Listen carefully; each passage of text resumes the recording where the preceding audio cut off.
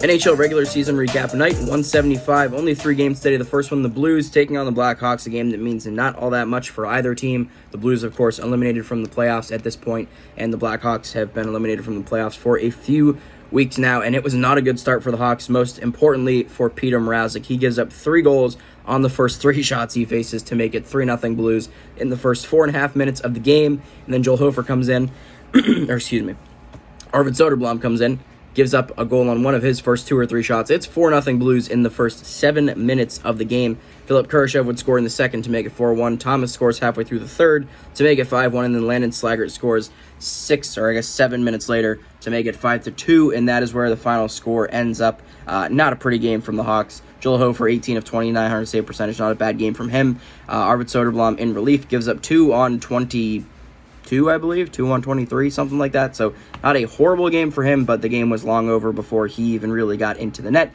It's a 5-2 final for the Blues. Jordan Kyrou, 2 goals. Thomas, a goal and an assist. Zach Bolduc, a goal and an assist. Pretty solid all-around effort from them, I thought. And again, a 5-2 final over a pretty bad Hawks team.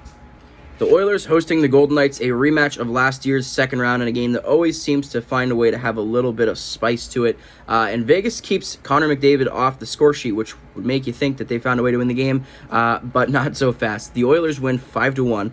Cody Ceci in the first from McLeod and Nurse. In the second, it's Ekholm from McLeod and Corey Perry. And then later on in the period, Zach Hyman from Nuge and Draisaitl to make it 3-0 after 2. Draisaitl would add a goal of his own on the power play from Hyman and Nuge to make it 4-0. Keegan Kolesar scores a shorty on that same power play to make it 4-1 and break the shutout effort. And then Dylan Holloway, a few minutes after that, scores unassisted to make it 5-1.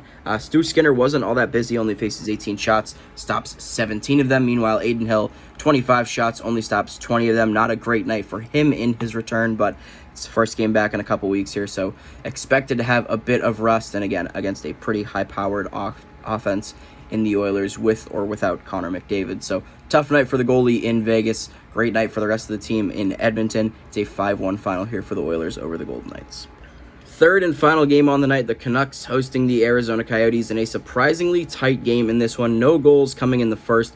Brown, Miller, and I'm going to try to pronounce this correctly, Kolyachonok, we're going to go with that, makes it 2-1 right at the end of the second period, his first of the year. And then in the third, Dylan Guenther scores to make it a 3-1 game before Connor Garland and Elias Pettersson both score to tie it up late in the third. And we head to overtime, where it's Logan Cooley scoring the overtime game-winning goal from Guenther and Sean Durzi. Guenther had a really good game, a goal and 3 assists, contributing to all 4 of the Coyotes' goals tonight. Logan Cooley had an assist on top of his goal as well. Thought he played a pretty solid game. And Quinn Hughes, despite not scoring, tacked on 3 assists. So those were the 3 stars here via the Canucks staff. Artur Silovs was in net for Vancouver. Not a great night from him. Only faced 18 shots, stops 14 of them. That's a .778 save percentage. This team needs Thatcher Demko back, and hopefully he will be for Game 1 of the playoffs.